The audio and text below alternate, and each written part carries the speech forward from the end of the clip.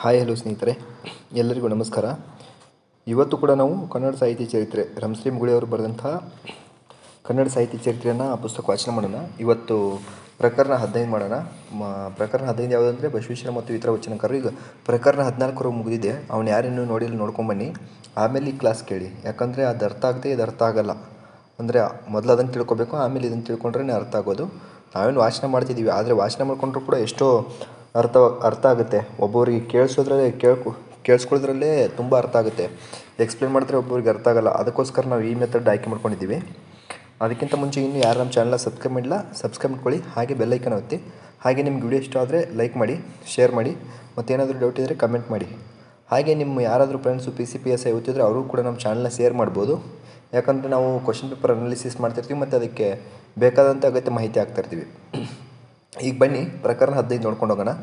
ಪ್ರಕರಣ 15 ಯಾವುದಂದರೆ ಬಸವೇಶ್ವರ ಮತ್ತು ಇತರ ವಚನಕಾರರು. ಈಗ ಭಾಷಣ ಮಾಡ್ಕೊಂಡು ಹೋಗೋಣ. ಪ್ರಭುದೇವನು ಹಿರಿಯ ಜ್ಞಾನಿಯಾದರೆ ಬಸವೇಶ್ವರನು ಹಿರಿಯ ಭಕ್ತ. ಬೇರೆ ಬೇರೆಯಾಗಿ ಬೆಳೆದು ಎತ್ತರದಲ್ಲಿ ಬೆರೆತ ಮರಗಳಂತೆ ಅವರು ಕೂಡಿಕೊಂಡರು. ಬಸವೇಶ್ವರನು ಕ್ರಾಂತಿಕಾರಕವಾದ ಒಂದು ಮಾರ್ಗದ ಮತದ ಸಂಘಟನಾಕಾರನಾದನು. ಅವನ ಭಕ್ತಿ ಕರ್ಮಗಳು ಸಂಘಟನೆಯ ಭರದಲ್ಲಿ ದೂಷಿತವಾಗಬಾರದೆಂದು ಪ್ರಭುದೇವನು ತನ್ನ ಜ್ಞಾನ ವಿರಕ್ತಿಗಳ ಓರೆಗಲ್ಲನ್ನು ಒದಗಿಸಿದನು. ಪ್ರಭುದೇವನ ಜ್ಞಾನದೆತ್ತರವು ಲೋಕಜೀವನದಿಂದ ಅಲಿಪ್ತವಾಗಕೂಡದೆಂದು ಬಸವೇಶ್ವರನು ಅವನಿಗೆ ನಾಯಕ ಪದವಿಯನ್ನಿತ್ತನು. ಬಸವಣ್ಣನ ವ್ಯಕ್ತಿತ್ವ ಎಷ್ಟು ಹಿರಿಯದೋ ಅಷ್ಟು ಮಾನವೀಯ. ಅದರ ಸ್ಪಂದನವನ್ನು, ಹೋರಾಟವನ್ನು ನಾವು ಅರ್ಥ ಮಾಡಿಕೊಂಡು ಅನುಭವಿಸಬಲ್ಲೆವು. ಅವನ ಆರ್ತಭಕ್ತಿ, ಕರ್ಮ ಜೀವನದ ತೊಡಕು, ಸಮಾಜ ದೂಷಣೆ ಎಲ್ಲವೂ ಒಂದು ಬೆಳೆಯುತ್ತಲಿರುವ ಪ್ರತಿಕೂಲ ಪರಿಸ್ಥಿತಿಯೊಡನೆ ಏರುತ್ತಲಿರುವ ಮಹಾಜೀವನದ ಸಹಜರಮ್ಯವಾದ ಅಭಿವ್ಯಕ್ತಿ. ಈ ಸೂತ್ರವನ್ನು ಮನದಂದು ಅವನ ವಚನಗಳನ್ನು ಓದಿದರೆ ಅವನ ವಿಕಾಸಶೀಲವಾದ ಮಹಾವ್ಯಕ್ತಿತ್ವ, ಅದನ್ನು ಪರಿಪರಿಯಾಗಿ ಒಡಮೂಡಿಸಿದ ವಚನ ಸಂಪತ್ತಿ ಇವನ್ನು ಅರಿತುಕೊಳ್ಳಬಹುದು. ಎಲ್ಲ ವಚನಕಾರರಿಗಿಂತ ಹೆಚ್ಚಾಗಿ ಅವನಲ್ಲಿ ನಿಸ್ಸಂಕೋಚವಾದ ನಿರೀಕ್ಷಣೆಯ ಪ್ರವೃತ್ತಿದೆ. ಸಂಸಾರ ಹೇಯಸ್ಥಳದಲ್ಲಿಯ ಅನೇಕ ವಚನಗಳು ಇದಕ್ಕೆ ಸಾಕ್ಷಿ. ಇಲ್ಲಿ ಸಂಸಾರ ವಿರಕ್ತಿ ಮಾತ್ರವಲ್ಲ, ಅತ್ಯಂತವಾದ ಆತ್ಮದೂಷಣೆ ಇದ್ದಂತಿದೆ. ಬೆದಕಿದರೆ ಹುರುಳಿಲ್ಲ, ಎನ್ನ ಚಿತ್ತವು ಅತ್ತಿಯ ಹಣ್ಣು ನೋಡಯ್ಯ, ವಿಚಾರಿಸಿದರೆ ಏನು ಹುರುಳಿಲ್ಲವಯ್ಯ.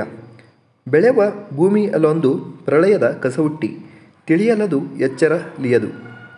ಕೆಸರಿನಲ್ಲಿ ಬಿದ್ದ ಪಶುವಿನಂತೆ ಆಣು ದೆಸೆಗೆ ಬಾಯ ಬಿಡುತ್ತಿದ್ದೇನಯ್ಯ.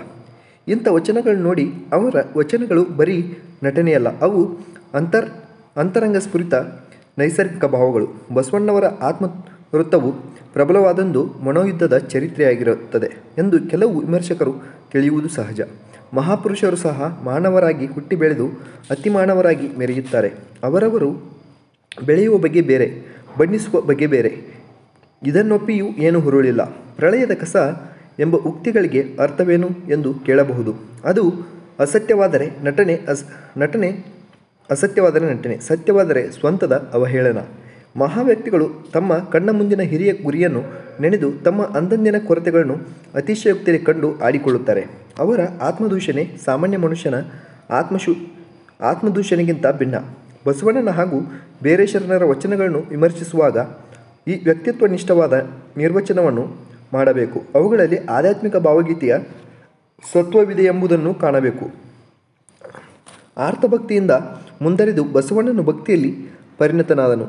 ಮಂತ್ರಿಯು ಮಹೋದ್ಧಾರಕನು ಆಗಿ ಕಾರ್ಯಪ್ರವಾಹದಲ್ಲಿ ಈಜು ಬಿದ್ದ ಅವನಿಗೆ ತೆರೆಯಾಗಿ ತೊಂದರೆಗಳು ಬಂದಿರಬೇಕು.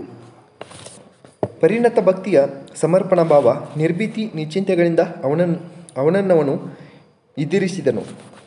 ಹರನೀಯುವ ಕಾಲಕ್ಕೆ ಸಿರಿಯು ಬೆನ್ನಲ್ಲಿ ಬಕ್ಕು ಹರಿದು ಹೆದ್ದೊರೆಯು ಕೆರೆ ತುಂಬಿತಯ್ಯ. ವಚನದಲ್ಲಿ ನಾಮಾಮೃತ ತುಂಬಿ, ನಯನದಲ್ಲಿ ನಿಮ್ಮ ಮೂರ್ತಿ ತುಂಬಿ, ಮನದಲ್ಲಿ ನಿಮ್ಮ ನೆನಹು ತುಂಬಿ, ಕಿವಿಯಲ್ಲಿ ನಿಮ್ಮ ಕೀರ್ತಿ ತುಂಬಿ, ಕೂಡಲ ಸಂಗಮ ದೇವ ನಿಮ್ಮ ಚರಣ ಕಮಲದೊಳಗಾಣು ತುಂಬಿ, ಎನ್ನ ಕಾಯುವ ದಂಡಿಗೆಯ ಮಾಡಯ್ಯ, ಎನ್ನ ಶಿರವ ಸೊರೆಯ ಮಾಡಯ್ಯ, ಎನ್ನ ನರವ ತಂತಿಯ ಮಾಡಯ್ಯ, ಎನ್ನ ಬೆರಳ ಕಡ್ಡಿಯ ಮಾಡಯ್ಯ, ಬತ್ತಿಸರಾಗದ ಹಾಡಯ್ಯ, ಉರದಲೊತ್ತಿ ಬಾರಿಸು ಕೂಡಲ ಸಂಗಮ ದೇವ. ಈ ಕೊನೆಯೆರಡು ವಚನಗಳು ಚಿಕ್ಕವಾದರೂ ಸ್ವಯಂಪೂರ್ಣ ಭಾವಗೀತೆಯಾಗಿ ಭಕ್ತಿಭಾವದ ಪರಿಣತಿಯನ್ನು ರಸರೂಪಕ್ಕೆ ಇಳಿಸಿವೆ. ವಚನ ಸಾಹಿತ್ಯದ ಹಿರಿಮೆಗೆ ನಿದರ್ಶನವಾಗಿದೆ. ನಾಳೆ ಬಪ್ಪುದು ನಮಗಿಂದೇ ಬರಲಿ, ಇಂದು ಬಪ್ಪುದು ನಮಗೀಗಲೇ ಬರಲಿ, ಇದಕ್ಕಾರಂಜುವರು ಜೋಳವಾಳಿಯವ ನಾನಲ್ಲವಯ್ಯ, ಮರಣವೇ ಮಹಾನವಮಿ. ಇಂಥ ವಚನಗಳಲ್ಲಿ ಬಸವಣ್ಣನ ಭಕ್ತಿ ಪ್ರೇರವಾದ ನಿರ್ಭಯ ವೃತ್ತಿ ಇದೆ. ವ್ಯಕ್ತಿತ್ವದ ಗಣತಿಯಿಂದ ಹೊರಹೊಮ್ಮಿದ ಮಾತು ಒಮ್ಮೆ ಸರಳವಾಗಿ ಒಮ್ಮೆ ಸೂತ್ರಬದ್ಧವಾಗಿ ಗಣತಿಯ ಪದವಿಗೇರುತ್ತದೆ. ಭಕ್ತಿ ಸ್ಥಳದಿಂದ ಪ್ರಾಣಲಿಂಗ ಮುಂತಾದ ಸ್ಥಳಗಳನ್ನು ಏರುತ್ತಾ ಬಸವಣ್ಣನು ಐಕ್ಯ ಸ್ಥಳದಲ್ಲಿ ನೆಲೆನಿಂತನು. ಅವನ ಈ ನೆಲೆಯನ್ನು ಆಳಿಕಲ್ಲ ಹರಳಿನಂತೆ ಹೊರಗಿನ ಪುತ್ತಳಿಯಂತೆ ತನು ಕರಗಿ ನೆರವ ಸುಖವ ನಾನೇನೆಂಬೆ ಗಣಗಂಭೀರ ಮಹಾಗಣದೊಳಗೆ ಗಣಕ್ಕೆ ಗಣವಾಗಿದ್ದೇನಯ್ಯ ಗೂಡಲ ಸಂಗಯ್ಯನೆಂಬ ಮಹಾಬೆಳಗನ ಬೆಳಗಿನೊಳಗಿರ್ದೆನೆಂಬ ಶಬ್ದ ಮುಗ್ಧವಾದುದೆನೆಂಬ ನಯ್ಯ ಇಂಥ ವಚನಗಳು ತಿಳಿಸುತ್ತವೆ. ಅಂತರಂಗ ನಿರೀಕ್ಷಣೆ ಚಿತ್ರ ತಿಳಿಗನ್ನಡಿಯಲ್ಲಿ ಮೂಡಿದಷ್ಟು ನಿಚ್ಚಳವಾದಂತೆ ಬಸವಣ್ಣನ ವಚನಗಳಲ್ಲಿ ಬಹಿರಂಗ ಸಮೀಕ್ಷಣೆಯು ಸುಸ್ಪಷ್ಟವಾಗಿದೆ. ಪ್ರಚಲಿತ ಸಮಾಜದ ಕುಂದುಕೊರತೆಗಳನ್ನು ಅವು ನಿರ್ದಾಕ್ಷಿಣ್ಯವಾಗಿ ತೋರಿಸಿಕೊಟ್ಟಿವೆ. ಹೊಸ ಸಮಾಜ ವ್ಯವಸ್ಥೆಯ ಸೂತ್ರಗಳನ್ನು ಸಾರಿರುತ್ತವೆ. ವಿಡಂಬನೆ ಉಪದೇಶ ಇಲ್ಲಿ ಸಾಹಿತ್ಯ ಗುಣದಿಂದ ಕೂಡಿವೆ. ಕೆಲವು ಕಡೆಗೆ ಮಾತ್ರ ಮಾತು ಬಿರುಸಾಗಿದೆ, ಇಲ್ಲದೆ ತೀರಾ ಸರಳವಾಗಿದೆ. ಭಕ್ತರ ಕಂಡರೆ ಬೋಳರಪ್ಪಿರಯ್ಯ, ಸವಣರ ಕಂಡರೆ ಬತ್ತಲೆ ಎಪ್ಪಿರಯ್ಯ, ಹಾರುವರ ಕಂಡರೆ ಹರಿನಾಮವೆಂಬೂರಯ್ಯ, ಅವರವರ ಕಂಡರೆ ಅವರವರಂತೆ, ಸೂಳೆಗೆ ಹುಟ್ಟಿದವರ ತೂರದಿರಯ್ಯ,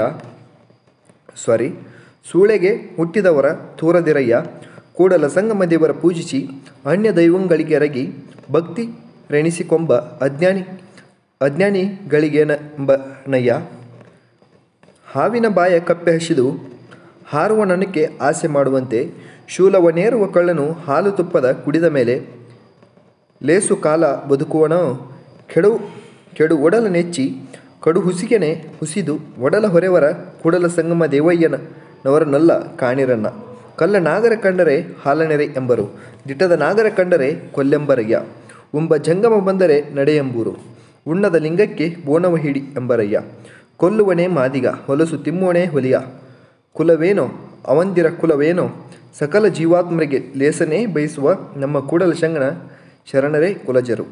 ಈ ಸಮಾಜ ಟೀಕೆ ಅಲ್ಲಲ್ಲಿ ಕಟುವಾಗಿದೆ ನಿಜ, ಆದರೆ ಅದು ಸಾತ್ವಿಕ ಸಂತಾಪದಿಂದ ಪ್ರೇರಿತವಾದುದು, ಎಲ್ಲರನ್ನೂ ಕುರಿತುದು.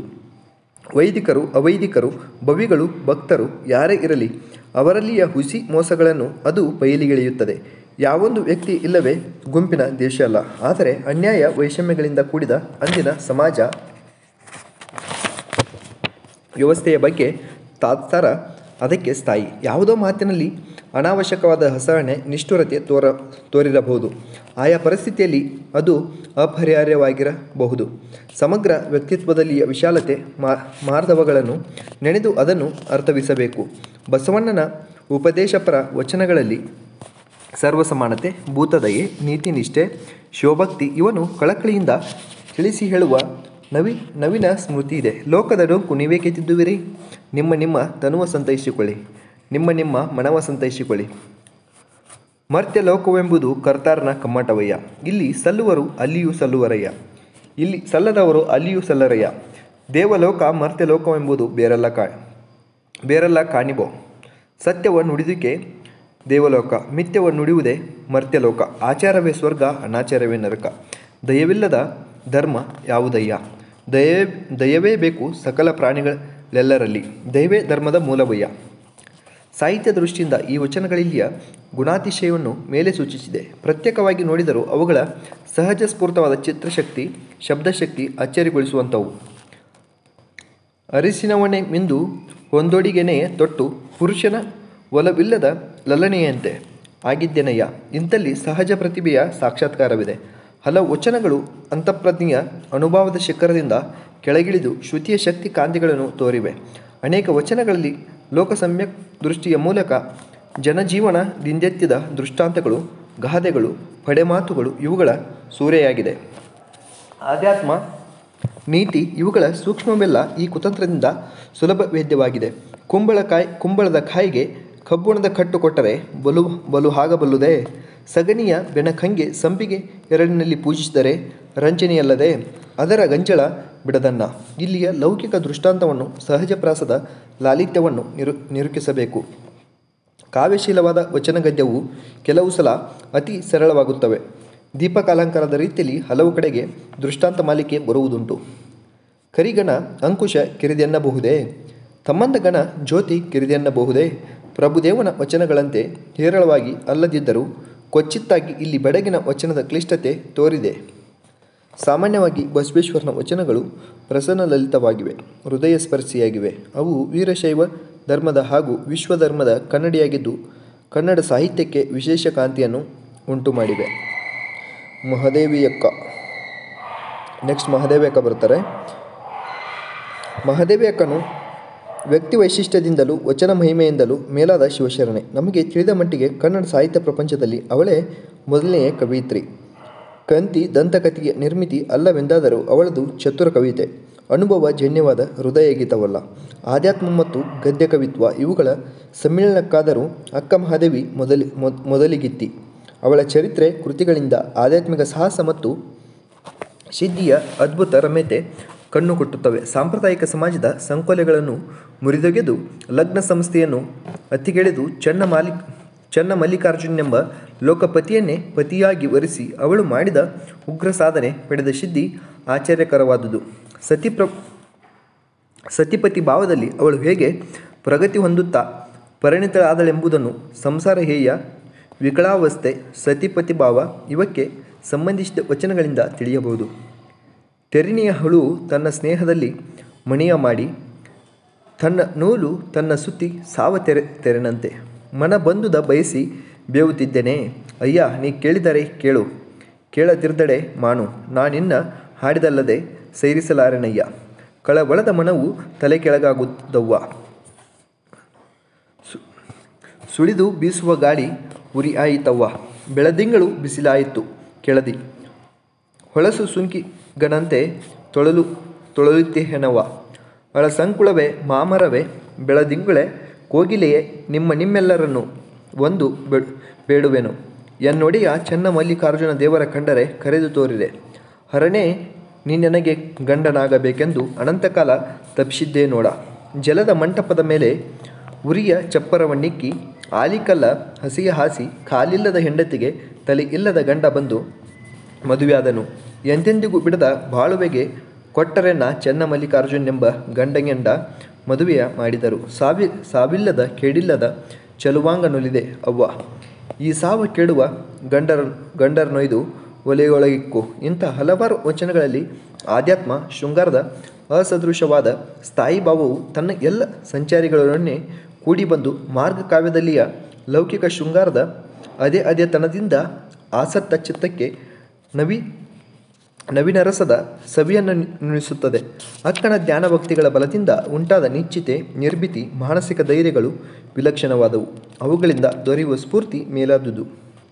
ಬೆಟ್ಟದ ಮೇಲೊಂದು ಮಣಿಯ ಮಾಡಿ ಮೃಗಗಳೆಂಜಿದೆಡೆಯಂತಯ್ಯ, ಸಮುದ್ರದ ತಡಿಯಲೊಂದು ಮಣಿಯ ಮಾಡಿ ನೊರೆತರೆ ಗಳಿಗಂಜಿದೆಡೆಯಂತಯ್ಯ, ಸಂತೆಯಲ್ಲೊಂದು ಮಣಿಯ ಮಾಡಿ ಶಬ್ದಕ್ಕೆ ನಾಚಿದಳೆಂತಯ್ಯ. ಲೋಕದಲ್ಲಿ ಹುಟ್ಟಿ ಬಂದಿದ ಬಳಿಕ ಸ್ತುತಿನಿಂದೆಗಳು ಬಂದಡೆ ಕೋಪವ ತಾಳದೆ ಸಮಾಧಾನಿಯಾಗಿರಬೇಕು. ಅವಳ ಸುಪ್ರಸಿದ್ಧವಾದ ಈ ವಚನವು ಶಕ್ತಿಶಾಲಿಯಾದ ಚಿಕ್ಕ ಭಾವಗೀತೆಯಾಗಿದ್ದು ಚಿರಂತನ ಸ್ಫೂರ್ತಿಯ ಚಿಲುಮೆಯಾಗಿದೆ. ಅದರ ಜೊತೆಗೆ ಹಸಿವಾದೊಡೆ ಭಿಕ್ಷಾನಗಳುಂಟು, ತೃಷಿಯಾದೊಡೆ ಕೆರೆಹಳ್ಳ ಬಾವಿಗಳುಂಟು, ಶಯನಕ್ಕೆ ಹಾಳು ದೇಗುಲಗಳುಂಟು. ಚನ್ನಮಲ್ಲಿಕಾರ್ಜುನನೆಯ ಆತ್ಮಸಂಗಾತಕ್ಕೆ ನೀನೆನಗುಂಟು. ಆರು ಇಲ್ಲದವಳೆಂದು ಅಳಿಲುಗೊಳ್ಳಬೇಡ ಕಂಡೆಯ, ಏನು ಮಾಡಿದಡೆಯೂ ನಾನಂಜುವಳಲ್ಲ. ತರಗೆಲೆಯ ಮೇಲಿದ್ದು ನಾಣಿಹೆನು, ಸುರಿಗೆಯ ಮೇಲೊರಗಿ ನಾಣಿಹೆನು. ಕಿಡಿಕಿಡಿ ಕೆದರಿದಡೆ ಎನಗೆ ಹಸಿವು ತೃಸೆ ಅಡಗಿತೆಂಬೆನು. ಮುಗಿಲು ಹರಿದು ಬಿದ್ದಡೆ ಎನಗೆ ಮಜ್ಜನ ಕೆರೆ ಎಂಬನು. ಗಿರಿ ಮೇಲೆ ಬಿದ್ದಡೆ ಎನಗೆ ಪುಷ್ಪವೆಂಬೆನು. ಚನ್ನಮಲ್ಲಿಕಾರ್ಜುನಯ್ಯ ಶಿರ ಹರಿದು ಬಿದ್ದಡೆ ಪ್ರಾಣ ನಿಮಗರ್ಪಿತನೆಂಬೆನು. ಈ ವಚನಗಳಲ್ಲಿ ಅವಳ ಅದ್ಭುತ ಧೈರ್ಯವನ್ನು ಮನಗಾಣಬಹುದು. ಇಂಥ ವಚನಗಳಲ್ಲಿ ಸಾಹಿತ್ಯ ಗುಣವು ಒಮ್ಮೊಮ್ಮೆ ವ್ಯಕ್ತಿತ್ವದ ಘನತೆಯಿಂದ ಉಂಟಾದುದು, ಒಮ್ಮೊಮ್ಮೆ ವ್ಯಕ್ತಿತ್ವ ಮತ್ತು ಸಾಹಿತ್ಯ ಇವುಗಳ ಸಮರಸದಿಂದ ಉಂಟಾದುದು ಎಂಬುದನ್ನು ನೆನೆಯಬೇಕು. ಸಮಾಜ ವಿಮರ್ಶೆ ಬೋಧನೆಯ ವಚನಗಳು ಅಕ್ಕನಲ್ಲಿ ಪ್ರಭುದೇವ ಬಸವಣ್ಣರಂತೆ ಹೆಚ್ಚಾಗಿಲ್ಲ, ಆದರೆ ಇದ್ದವುಗಳಲ್ಲಿ ಶರಣ ಮಾರ್ಗದ ಸುವಿಶಾಲ ದೃಷ್ಟಿ, ಸ್ಪಷ್ಟವಾಕ್ಯತೆ ತೋರಿ ಬಂದಿದೆ. ಅವಳ ವಚನಗಳಲ್ಲಿ ನಯಭಯಗಳ ಕೊರತೆ ಕಂಡುಬಂದರೂ ಒಟ್ಟಿನಲ್ಲಿ ರಸಸಂಧಿಯಾದ ಘನತೆಯ ಕಳಸ ಮುಟ್ಟಿದ ನಿರ್ಮಾಣವಿದೆ. ವಚನಗಳ ಹೊರತಾಗಿ ತ್ರಿಪದಿಯಲ್ಲಿ ರಚಿತವಾದ ಅವಳ ಯೋಗಾಂಗ ತ್ರಿವಿಧಿ ಎಂಬ ಚಿಕ್ಕ ಕೃತಿ ಇದೆ. ಇದರ 67 ತ್ರಿಪದಿಗಳಲ್ಲಿ ತಾತ್ವಿಕ ವಿಷಯದ ಜೊತೆಗೆ ವೈಯಕ್ತಿಕವಾದ ಅಂಶಗಳೂ ಇವೆ. ತಾತ್ವಿಕ ವಿಷಯವನ್ನು ಕೆಲವು ಸಲ ಸರಳವಾಗಿಯೂ ಹಲವು ಸಲ ಬೆಡಗಿನ ವಚನದ ಮಾದರಿಯಲ್ಲಿಯೂ ನಿರೂಪಿಸಲಾಗಿದೆ. ಅಕ್ಕನ ಅನುಭವದ ಸ್ಪಷ್ಟ ಚಿತ್ರಣವು ಕೋಟಿ ರವಿಶಶಿಗಳಿಗೆ ಮಿಟಾದ ಪ್ರಭೆ ಬಂದು ನಾಟಿತು ತನ್ನ ಮನದೊಳಗದರಿಂದ ದಾಟಿದೆನೋ ಬವವ ಕೊಳಗೊಳಗ ಮೊರೆವ ನಾದವ ಕೇಳಿ ಉರಿವ ಜ್ಯೋತಿಯ ನೋಡಿ ಸುರಿಯುವ ಅಮೃತವನು ಸವಿದುಂಡ ಕಾರಣ ತೊರೆದನು ಜನನ ಮರಣವ ಎಂಬ ವೈಯಕ್ತಿಕ ವಿವರಗಳು ಈ ವಚನಗಳಲ್ಲಿ ಲಭಿಸುತ್ತದೆ. ಉಟ್ಟ ಸೀರೆಯ ಸೆಳೆದುಕೊಟ್ಟ ತೊಡಿಗೆಯ ಹರಿದು ಬಿಟ್ಟೆನು ನಾನು ಬಿಡುಮುಡಿಯ ಎಲೆದೇವ ಕೊಟ್ಟೇನೋ ಎನ್ನ ತನುಮನವ. ಈ ಥರದ ವಚನಗಳಲ್ಲಿ ಅವಳ ಜೀವನ ಚರಿತ್ರೆಯ ಅರಿವಿಗೆ ಸಹಾಯಕವಾದ ಸಾಮಗ್ರಿ ಇದೆ. ಒಟ್ಟಿನಲ್ಲಿ ಯೋಗಾಂಗ ತ್ರಿವಿಧಿ ಚಿಕ್ಕದಾದರೂ ಅಕ್ಕನ ಅನುಭವ ಸಂಪತ್ತಿಯನ್ನು ಸಹಜ ಸಾಹಿತ್ಯ ರೂಪಕ್ಕೆ ತಂದ ಚೆಲುವಾದ ಕೃತಿ. ಅವಳ ತತ್ವ ಸಂಗ್ರಹ ಶಕ್ತಿ, ಗುರುಭಕ್ತಿ ಇಲ್ಲಿ ಎದ್ದು ಕಾಣುತ್ತದೆ. ತ್ರಿಪದಿಯ ಛಂದಸ್ಸು ಸಲೀಲವಾಗಿ ಅವಳ ನಾಲಿಗೆಯ ಮೇಲೆ ಲಾಸ್ಯವಾಡಿದೆ. ಮೂಲತಃ ಅಂಶಗಣದ ಲಕ್ಷಣ ಉಳಿದಾದರೂ ಮಾತ್ರಾಗಣದತ್ತ ತಿರುಗಿ ಸಾಕಷ್ಟು ಮುಂಬರಿಯಿದೆ ಎಂಬುದಕ್ಕೆ ಯೋಗಾಂಗ ತ್ರಿವಿಧಿ ಸಾಕ್ಷಿಯಾಗಿದೆ. ಅಕ್ಕನ ಹಾಡುಗಳು ಎಂದು ಹೊಸದಾಗಿ ಉಪಲಬ್ಧವಾದ ಗೀತ ಸಂಕಲನದಲ್ಲಿ ಮಹಾದೇವಿ ಅಕ್ಕನ ವಚನಗಳ ಆಸೆಯು ಸಂಗೀತ ರೂಪ ತಾಳಿದೆ. ವಚನ ರಗಳೆಯ ಕಾಲದಲ್ಲಿ ಕೀರ್ತನೆಗಳ ಮುಂಗುರುವು ಕಂಡುಬಂದಿದೆ. ಇವರಾದಮೇಲೆ ನೆಕ್ಸ್ಟು ಚನ್ನಬಸವೇಶ್ವರ ಬರ್ತಾರೆ, ಅವ್ರ ಬಗ್ಗೆ ನೋಡೋಣ. ಚನ್ನಬಸವೇಶ್ವರನು ಬಸವೇಶ್ವರನ ಸೋದರಳಿಯ. ಮಹಾಜ್ಞಾನ ಎಂದು ಅಲ್ಲಮಪ್ರಭುವಿನಿಂದ ಹೊಗಳಿಸಿಕೊಂಡ ಶರಣ. ಜ್ಞಾನನಿಷ್ಠೆ ಖಂಡಿತವಾದಗಳಲ್ಲಿ ಅವನು ಅಲ್ಲಮನನ್ನು ಹೋಲಿದರೂ ಅವನಿಗೊಂದು ವ್ಯಕ್ತಿ ವಿಶೇಷವಿದೆ. ಅವನು ಅಲ್ಲಮನಂತೆ ಸಂಘಟನೆಯ ನಿಯತ ಕ್ರಿಯೆಯನ್ನೊಲ್ಲದ ಜಂಗಮನಲ್ಲ, ಮತಪ್ರಸಾರನು ಕೈಗೊಂಡ ಕ್ರಿಯಾಜ್ಞಾನಿ. ಅಂತೆಯೇ ಅವನು ಷಟ್ಸ್ಥಲ ಸಿದ್ಧಾಂತಕ್ಕೆ ಸರಿಯಾದ ತಳಹದಿಯನ್ನು ಹಾಕಿ ಅದರ ಸೃಷ್ಟಿಶಾಸ್ತ್ರ ಮನಃಶಾಸ್ತ್ರಗಳನ್ನು ವಿಸ್ತಾರವಾಗಿ ವರ್ಣಿಸಿದನು. ಅವನ ಕರ್ಣಹಸುಗೆ ಇದಕ್ಕೆ ಸಾಕ್ಷಿಯಾಗಿದೆ. ಅವನ ವಚನಗಳಲ್ಲಿ ಕೆಲವು ತುಂಬ ದೀರ್ಘವಾಗಿವೆ. ಸಿದ್ಧಾಂತ ವಿವರಣೆಯ ಮತಪ್ರಸಾರದ ದೃಷ್ಟಿ ಅವುಗಳಲ್ಲಿದ್ದು ಶೈಲಿಯಲ್ಲಿ ಹೃದ್ಯತೆ ಕಡಿಮೆಯಾಗಿದೆ. ಅಲ್ಲಲ್ಲಿ ಪ್ರಚಾರಕ ಆವೇಶವು ಅನ್ಯ ದೈವತ ನಿಂದೆಯಲ್ಲಿಯೂ ಧಾಂಬಿಕರ ನಿಷ್ಠುರ ಟೀಕೆಯಲ್ಲಿಯೂ ತಲೆದೋರಿದೆ. ಮೂಲತಃ ಸಾಹಿತ್ಯ ಸತ್ವವು ಬಸವಣ್ಣನ ವಚನಗಳಂತೆ ಇಲ್ಲಿಯೂ ಹೇರಳವಾಗಿದೆ. ಉದಾಹರಣೆಗೆ, ಬೆಟ್ಟ ಬಯಲೆಲ್ಲ ಗಟ್ಟಿಗೊಂಡೆಡೆ ಸ್ವರ್ಗ ಮಧ್ಯ ಪಾತಾಳಕ್ಕೆ ಟಾಬಿನೆಲ್ಲಿಹುದೋ, ಮೇಘ ಜನವೆಲ್ಲ ಮುತ್ತಾದೆಡೆ ಸಪ್ತ ಸಾಗರಂಗಳಿಗೆ ಉದಕವನ್ನಿಲ್ಲಿಹುದೋ, ಕಬ್ಬುಣದ ಶುನಕದ ತಂದು ಪುರುಷವ ಮುಟ್ಟಿಸಲೊಡೆದೆ ಹೊನ್ನ ಶುನಕ ನಪ್ಪುದಲ್ಲದೆ ಪುರುಷವಾಗಲರಿಯದು ನೋಡ. ಪ್ರಭುದೇವನಂತೆ ಅವನ ವಚನಗಳಲ್ಲಿ ಬೆರಗುಗೊಳಿಸುವ ಸೂತ್ರಬದ್ಧತೆ ಆಗಾಗ ತೋರುತ್ತದೆ. ಒಡಲುಗೊಂಡು ಒಡಲು ಹಿಡಿಯದೆ ಒಡಲಿಲ್ಲದ ನಿಜವ ಬೆರೆಸೆಲವೋ ಇದೇ ಷಟ್ಸ್ಥಲ ಸಾಧನೆ ಎಂದರ್ಥ. ಎಂ.ಆರ್. ಶ್ರೀನಿವಾಸಮೂರ್ತಿಯವರು ಹೇಳಿದಂತೆ ಪಾದರಸದಂತೆ ಮಿಂಚಿನಂತೆ ಆತನ ಪ್ರತಿಭೆ. ಆದರೂ ಬಸವೇಶ್ವರ ಪ್ರಭುದೇವರ ವಚನಗಳಲ್ಲಿಯ ಸಾಹಿತ್ಯ ಸಂಬಂಧಿಯಾದ ಘನತೆ ಇವನಲ್ಲಿ ಗೋಚರವಾದ್ದು ಕಡಿಮೆ. ಈಗ ಸಿದ್ದರಾಮ್ ಬರ್ತಾರೆ, ಅಂದರೆ ಈಗ ಚನ್ನಬಸವೇಶ್ವರ ಆದರೆ ಈಗ ಸಿದ್ದರಾಮ್ ಬರ್ತಾರೆ. ಈಗ ಅವ್ರ ಬಗ್ಗೆ ನೋಡೋಣ. ಸಿದ್ದರಾಮನು ಯೋಗಿಯೂ ಕರ್ಮಿಯೂ ಆಗಿದ್ದು ಪ್ರಭುದೇವ ಚನ್ನಬಸವಾದಿಗಳ ಅನುಗ್ರಹದಿಂದ ಜ್ಞಾನಿಯಾದನು, ಕರ್ಮಯೋಗಿಯಾದನು. ಅವನ ವಚನಗಳಲ್ಲಿ ಅವನ ಈ ವ್ಯಕ್ತಿತ್ವದ ವಿಕಾಸವು ಕಂಡುಬರುತ್ತದೆ. ಭಕ್ತನಾದರೆ ಬಸವಣ್ಣನಾಗಬೇಕು, ಜಂಗಮನಾದರೆ ಪ್ರಭುವಿನಂತಾಗಬೇಕು, ಭೋಗಿಯಾದರೆ ನಮ್ಮ ಗುರು ಚನ್ನ ಬಸವಣ್ಣನಂತಾಗಬೇಕು, ಯೋಗಿಯಾದರೆ ನನ್ನಂತಾಗಬೇಕು. ಈ ಬಗೆಯ ವಚನಗಳಲ್ಲಿ ತನ್ನ ಮತ್ತು ಇತರರ ಗುಣವಿಶೇಷಗಳನ್ನು ಅವನು ತಿಳಿಸಿದ್ದಾನೆ. ಚನ್ನಬಸವಣ್ಣನು ತನ್ನ ಗುರುವೆಂದು ಮನಮುಟ್ಟಿ ಹೊಗಳಿದ್ದಾನೆ. ಕೆರೆ ಗುಂಡಿಗಳನ್ನು ಕಟ್ಟಿಸುವುದರಲ್ಲಿ ಒಂದು ಕಾಲಕ್ಕೆ ದಂಡೆತಿಯನ್ನು ಬಯಸಿದ ಅವನು ಕಲ್ಲಿನಲ್ಲಿ ವಲ್ಲಭನಿದ್ದಾನೆಂದು ಅಲ್ಲಾಡುತ್ತಾರೆ ನೋಡ ಅಲ್ಲಯ್ಯ.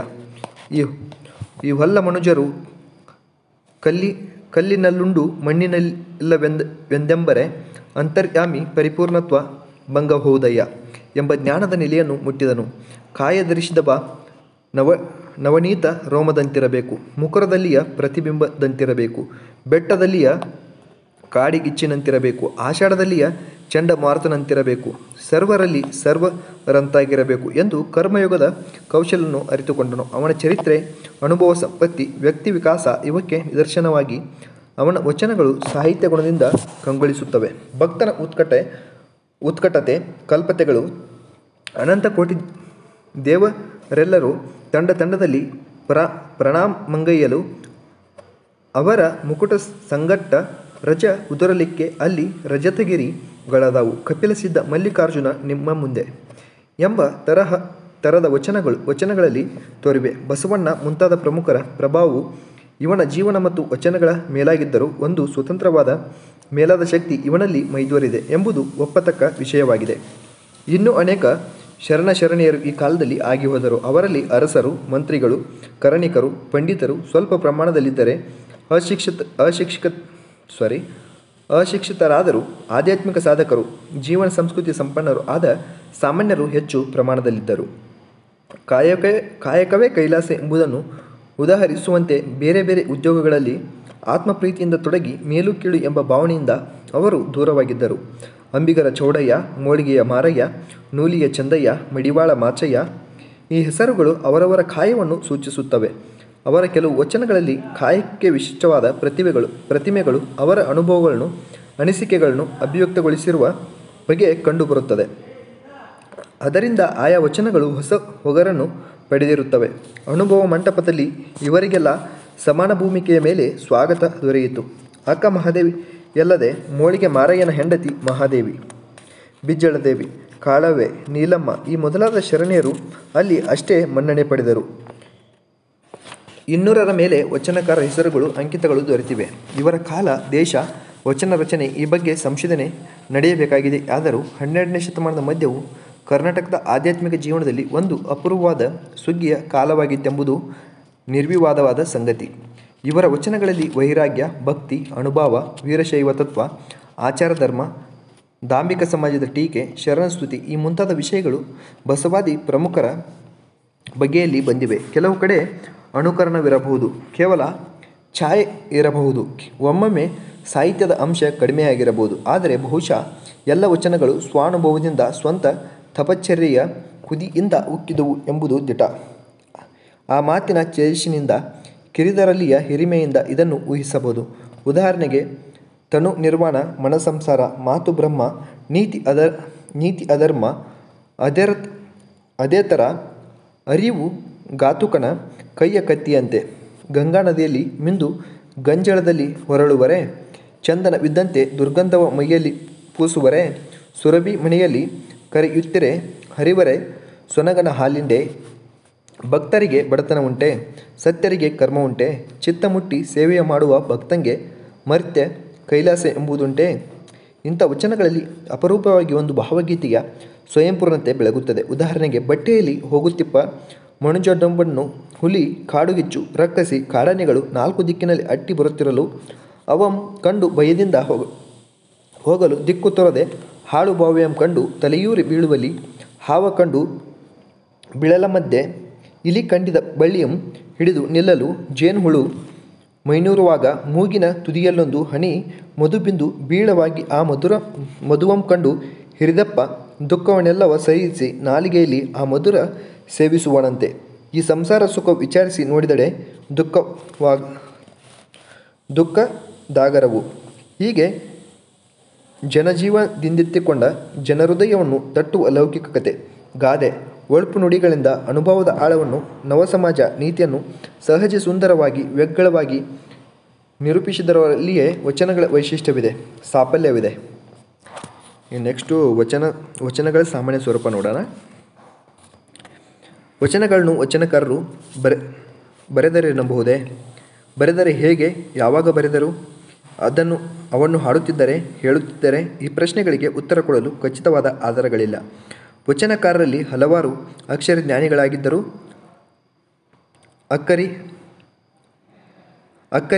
ಅಕ್ಕರಿಗರಾಗಿರಲಿಲ್ಲ. ಅವರು ತಮ್ಮ ವಚನಗಳನ್ನು ಬರೆದಿರಲಾರರು. ಬರೆಯಲು ಪ್ರೇರಿಸಿರಬೇಕು.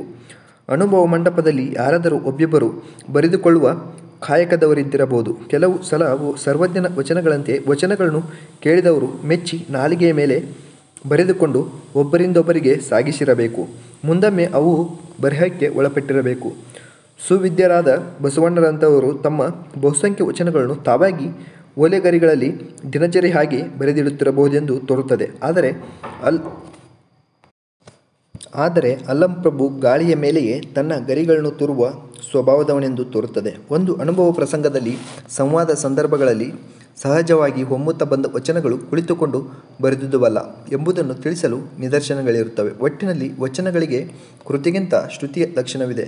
ಮೂಲದಲ್ಲಿ ಬರೆದರು ಎನ್ನುವುದಕ್ಕಿಂತ ಒರೆದರು ಎಂದರೆ ಲೇಸು. ಪ್ರತ್ಯಕ್ಷವಾಗಿ ಹೇಗೆ, ಯಾವಾಗ, ಯಾರು ಬರೆದರೆಂಬುದು ಊಹೆಯ ವಿಷಯವೇ ಸರಿ. ಶ್ರೀ ಹಳಕಟ್ಟಿಯವರು ಹೇಳುವಂತೆ ವಚನಗಳ ರಚನೆಯ ಕಾಲಕ್ಕೆ ನಿರ್ದಿಷ್ಟ ಕ್ರಮವಿರಲಿಲ್ಲ. ಸ್ಫೂರ್ತಿ ಬಂದಂತೆ ಅವನ್ನು ರಚಿಸಲಾಯಿತು. ಮುಂದಿನ ಕಾಲದಲ್ಲಿ ಅವಕ್ಕೆ ವಿಷಯಾನುಸಾರ, ಸ್ಥಳಾನುಸಾರ ಇವಕ್ಕೆ ಇಲ್ಲವೇ ಬೇರೆ ಕ್ರಮವನ್ನು ಸಂಪಾದನಕಾರರು ತಮ್ಮ ರೀತಿಯಲ್ಲಿ ಉಂಟು ಮಾಡಿಕೊಂಡರು. ವಚನಗಳನ್ನು ಹಾಡುವ ದಾಟಿಯಲ್ಲಿ ಬರೆದರೆ, ಹಾಡುತ್ತಿದ್ದರೆ ಎಂಬುದಕ್ಕೆ ಕೆಲಮಟ್ಟಿಗೆ ಆಧಾರಗಳಿವೆ. ಬಸವಣ್ಣನು ತಾಳಮಾನ ಸರಿ ಸವನರಿಯೇ ಓಜೆ ಬಜಾವಣೆಯ ಲೆಕ್ಕವನರಿಯದೆ ಅಮೃತ ದೇವಗಣವನರಿಯೇ ಕೂಡಲ ಸಂಗಮದೇವ ನಿನಗೆ ಕೆಡಿಲವಾಗಿ ಆಣು ಒಲಿದಂತೆ ಹಾಡುವೆ ಎಂದಿದ್ದಾನೆ. ಅವನ ಎನ್ನ ಶಿವನ ಸ್ವರೆಯ ಮಾಡಯ್ಯ ಬತ್ತಿಸ ರಾಗವ ಹಾಡಯ್ಯ ಎಂಬ ವಚನದಲ್ಲಿಯೂ ಸಂಗೀತದ ರೂಪವಿದೆ. 68 ಸಹಸ್ರ ವಚನಗಳ ಹಾಡಿ ಹಾಡಿ ಸೋತಿತ್ತೆನ್ನ ಮನ ನೋಡಯ್ಯ ಎಂದು ಸಿದ್ದರಾಮನು ಹೇಳಿದ್ದಾನೆ. ಅತಿ ಜಡರೇನಿಪ್ಪ ಮಾನವರ ನಿನ್ನೆಂಬ ಎಂದು ಹಾಡಿದನೊಂದು ಗುರು ವಚನವ ಎಂದು ಸಿದ್ದರಾಮಚರಿತ್ರದಲ್ಲಿಯೂ ಇದೆ. ಹರಿಹರನು ಬಸವರಾಜನ ಗೀತದೊಳು ಗೀತಮಂ ಪಾಡೆ ಎಂದು ಮುಂತಾಗಿ ತನ್ನ ಬಸವರಾಜ ದೇವರ ರಗಳೆ, ಅಕ್ಕ ಮಹಾದೇವೇಕನ ರಗಳೆಗಳಲ್ಲಿ ಹೇಳುವಾಗ ಅವರವರ ಉಪಲಬ್ಧ ವಚನಗಳನ್ನು ಅನುವಾದಿಸಿದ್ದಾನೆ. ಎಂ.ಆರ್. ಶ್ರೀ ಅವರು ಪ್ರಾರ್ಥನೆ, ಆತ್ಮಪರಿಶೋಧನೆ, ಸ್ತೋತ್ರ ರೂಪವಾಗಿದ್ದು ಗೀತ ಜಾತಿಗೆ ಸೇರಿದ ವಚನಗಳೆಂದು ಅವುಗಳ ಮೂಲರೂಪ ನಮಗೆ ಈಗ ತಿಳಿದಿಲ್ಲ ಎಂದು ಅಭಿಪ್ರಾಯಿಸುತ್ತಾರೆ. ವಚನಗಳಲ್ಲಿ ಕೆಲವಾದರೂ ಹಾಡುವಕ್ಕೆ ಬರುತ್ತಿರಬೇಕು. ಕೆಲವು ವಚನಗಳನ್ನು ಗಣಗಳಾಗಿ ವಿಂಗಡಿಸಲೂಬಹುದಾಗಿದೆ ಎಂದು ಹೇಳಿದ್ದಾರೆ. ಈಗ ವಚನ ಎಂದು ಕರೆಯಿಸಿಕೊಳ್ಳುತ್ತಿರುವುಗಳಲ್ಲಿ ಕೆಲವಾದರೂ ಮೊದಲಿಗೆ ಸಲಕ್ಷಣವಾದ ಹಾಡುಗಳಾಗಿದ್ದಂತೆಯೇ ತೋರುತ್ತದೆ ಎಂದು ಅಕ್ಕ ಮಹಾದೇವಿಯ ಪಚ್ಚೆಯ ನೆಲಗಟ್ಟು ಇತ್ಯಾದಿ ವಚನವು ಹಲಗೆಯ ದೇವರ ಶೂನ್ಯ ಸಂಪಾದನೆಯಲ್ಲಿ ಕಾಂಬೋದಿ ರಾಗದ ಹಾಡಿನ ರೂಪದಲ್ಲಿದ್ದನ್ನು ತೀನಂ ಶ್ರೀಕಂಠಯ್ಯನವರು ಎತ್ತಿ ತೋರಿದ್ದಾರೆ. ಇದನ್ನು ಮೊದಲು ಹಾಡಗಿಯೇ ಕಟ್ಟಿದಳೆಂದು ಕಾಣುತ್ತದೆ.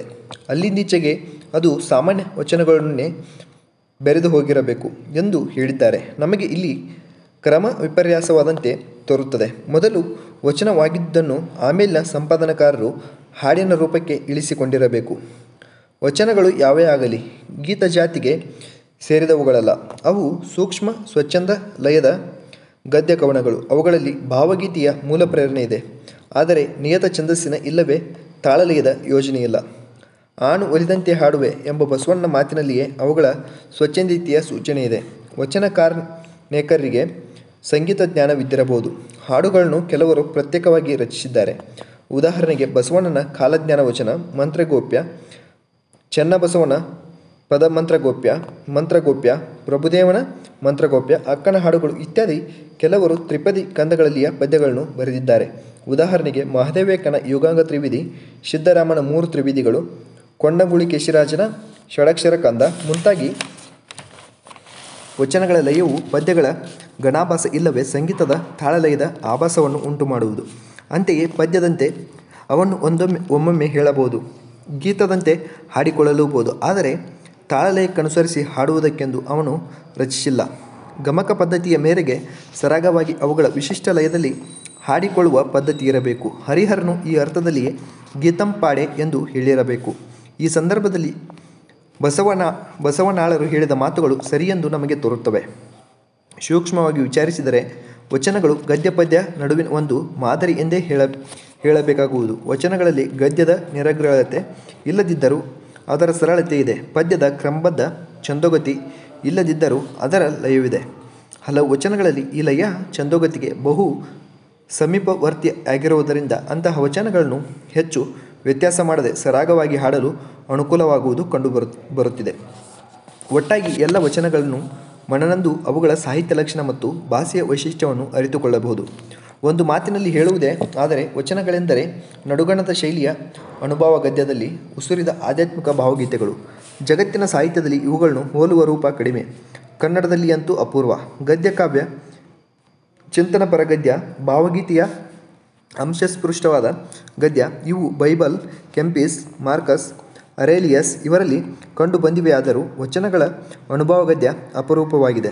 ವಿಷಯ ಶೈಲಿ ಎರಡು ದೃಷ್ಟಿಯಿಂದ ಇದರ ವೈಶಿಷ್ಟ್ಯದರ್ಶವಾದ ಲಕ್ಷಣಗಳನ್ನು ಹೀಗೆ ಗುರುತಿಸಬಹುದು. 1. ಅನುಭವದ ಗಾಢ ಸೂಕ್ಷ್ಮತೆಯೊಡನೆ ಉಕ್ತಿಯ ಸಹಜತೆ, ಅಲಂಕಾರ ರಮ್ಯತೆ, ಲೌಕಿಕ ದೃಷ್ಟಾಂತಗಳ ಗಾದೆ ಮತ್ತು ಒಳ್ನುಡಿಗಳ ಮಾಲಿಕೆ. 3. ಸಹಜ ಸ್ಫೂರ್ತವಾದ ಸಾಂಕೇತಿಕತೆ ಹಾಗೂ ತಾತ್ವಿಕ ದೇಶ. ಇಷ್ಟ ದೇವತೆ ಇದರಲ್ಲಿ ಭಕ್ತಿ ನಮ್ರವಾದ ಪ್ರಾಂಜಲವಾದ ಅಂತರಂಗದ ನಿರೀಕ್ಷಣೆ, ಸ್ವಂತದ ಕಾಯಕಗಳಿಗೆ ಅನುಗುಣವಾದ ಹೋಲಿಕೆಗಳಿಂದ ಪರಮಾರ್ಥದ ವಿವರಣೆ, ಸಂಬೋಧನಾ ರೂಪವಾದ ತಂತಮ್ಮ ಅಂಕಿತಗಳಿಂದ ಪ್ರತಿಯೊಂದು ವಚನದ ಮುಕ್ತಾಯ, ಸ್ವಾಭಾವಿಕ ಲಾಲಿತ್ಯ ಮಾರ್ಧವ, ಕೊಚ್ಚಿತಾದ ಪಾರುಷ್ಯ, ಸಾತ್ವಿಕ ಸಂತಾಪ ಕಟುಟೀಕೆ. ಹಳೆಗನ್ನಡವು ಹೊಸಗನ್ನಡವಾಗಿ ರೂಪಾಂತರವಾಗುತ್ತಿರುವ ಸಂಧಿಕಾಲದ ನಡುಗನ್ನಡ ಶೈಲಿ, ಮಾರ್ಗದೇಶಗಳ ಸಮನ್ವಯ ಪ್ರಯೋಗ. ಪ್ರಾಯೋಗಿಕತೆಯ ಮೂಲಕ ಹಳೆಗನ್ನಡಕ್ಕೆ ಒಪ್ಪದ ವ್ಯಾಕರಣ ದೋಷಗಳು, ಪ್ರಯೋಗ ದೋಷಗಳು ಹಳೆಗನ್ನಡ ಹೊಸಗನ್ನಡ ಎರಡರಲ್ಲಿಯೂ ಕಾಣದೊರೆಯದ ಹಲಕೆಲವು ನಡುಗನ್ನಡ ಪದಗಳು. ಉದಾಹರಣೆ ಎನ್ನುವ ನು ಹುಟ್ಟಿತೆ ಐದುಗೆ ಮಾಬುದು ಕಬ್ಬುಣ ವಂಶ ಅಳಿಯಲು. ವಚನ ಇದು ಸಾಹಿತ್ಯವೇ ಶಾಸ್ತ್ರವೇ? ಇಲ್ಲವೇ ಎರಡೂ ಆಗಿರುವುದೇ? ಸಾಹಿತ್ಯದಲ್ಲಿ ಶಾಸ್ತ್ರವಿರಬಹುದು, ಶಾಸ್ತ್ರವನ್ನು ಸಾಹಿತ್ಯವಾಗಿಸಿ ಹೇಳಬಹುದು. ಅವೇನು ಯಾವಾಗಲೂ ಪ್ರತ್ಯೇಕವಾದ ಪದಗಳಲ್ಲ. ವಚನ ಸಾಹಿತ್ಯವೂ ಹೌದು, ಶಾಸ್ತ್ರವೂ ಹೌದು. ಸ್ವಾನುಭವ, ಮೂಲತೆ, ಹೃದಯವಂತಿಕೆ, ಸೌಂದರ್ಯ ದೃಷ್ಟಿ ಇವುಗಳ ಮೂಲಕ ವಚನ ಸಾಹಿತ್ಯವೆಂಬುದು ಸತ್ಯ. ಒಂದು ನಿಶ್ಚಿತ ದರ್ಶನ ಸಿದ್ಧಾಂತ, ಆಚಾರ ಧರ್ಮ ಇವುಗಳ ಮೂಲಕ ವಚನವು ಶಾಸ್ತ್ರವೂ ನಿಜ. ಆದರೂ ಮುಖ್ಯವಾಗಿ ವಚನ ಸಾಹಿತ್ಯ ಮೇಲ್ತರಗತಿಯ ಸಾಹಿತ್ಯ, ಪಾಂಡಿತ್ಯ ಪ್ರತಿಭೆಗಳ ಸಂಯೋಗದಿಂದ ಉಂಟಾದ ಗ್ರಥನ ಸಾಹಿತ್ಯವಲ್ಲ, ಅನುಭವಿಗಳ ಆತ್ಮಮಥನದಿಂದ ಹೊರಹೊಮ್ಮಿದ ಮಥನ ಸಾಹಿತ್ಯ. ವಚನಗಳಲ್ಲಿ ರಸಭಾವ, ಅಲಂಕಾರಗಳು, ಉದಾತ್ತ ಧ್ಯೇಯವು ಇರುವುದರಿಂದ ಅವು ಉತ್ತಮ ಸಾಹಿತ್ಯವೆಂದು ಧಾರಾಳವಾಗಿ ಹೇಳಬಹುದು. ವಚನಗಳು ನಮ್ಮ ಕನ್ನಡ ಸಾಹಿತ್ಯದ ಉಪನಿಷತ್ತುಗಳು. ಆ ಕವಿಗಳು ನಮ್ಮ ಕನ್ನಡ ನಾಡಿನ ಋಷಿಗಳು, ರಸಋಷಿಗಳು. ಆ ರಸಋಷಿಗಳ ಉಪದೇಶ ಸಾರ. ಸಾಹಿತ್ಯವೇ ದರ್ಶನ, ದರ್ಶನವೇ ಸಾಹಿತ್ಯ, ಸತ್ಯವೇ ಸೌಂದರ್ಯ, ಸೌಂದರ್ಯವೇ ಸತ್ಯ ಎಂದು ಎಂ.ಆರ್. ಶ್ರೀಯವರು ತಮ್ಮ ವಚನ ಧರ್ಮಸಾರವನ್ನು ಕೊನೆಗಾಣಿಸಿದ್ದಾರೆ. ವಚನಗಳಲ್ಲಿ ಎಲ್ಲಿಯೂ ಉತ್ತಮ ಸಾಹಿತ್ಯ ಪದವಿಗೆ ಅರ್ಹವೆಂದು ಯಾರೂ ಹೇಳಲಾರರು.